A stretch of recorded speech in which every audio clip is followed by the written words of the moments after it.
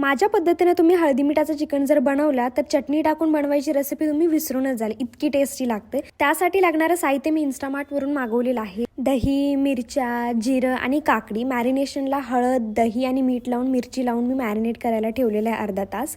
पुन्हा आपल्याला वाळलेलं खोबरं थोडंसं भाजून घ्यायचं आहे। त्यानंतर आपल्याला थोडीशी फुटाणे डाळ, तीळ, जिरे, लसूण आणि आलं टाकायचं आहे।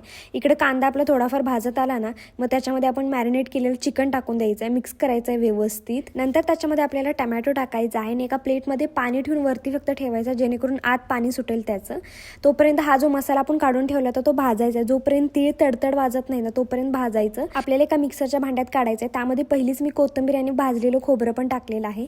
तेल टाकून जो आपण मसाला बनवला ना आता मिक्सरमध्ये तो व्यवस्थित भाजून घ्यायचा, जोपर्यंत त्याचा चांगला असा वास येत नाही। पुन्हा त्याला आपल्याला चिकनमध्ये टाकायचं आणि आता तुम्ही व्यवस्थित मिक्स करा, जेणेकरून सगळीकडे मसाला लागला पाहिजे। जेवढं काय पाणी असेल ते सगळं आटवून घ्यायचं। आपण वरून एकही थेंब पाणी टाकायचं नाही, त्याला तेलामध्ये शिजू द्यायचं आहे। आणि इथं तुमची रेसिपी रेडी झालेली आहे। फक्त तेलातच बनवल्यामुळे एकदम ज्युसी पण होते। मी लगेच ताव मारलेला आहे त्याच्यावरती। आणि रेसिपी कशी वाटली हे पण नक्की सांगा। बाय।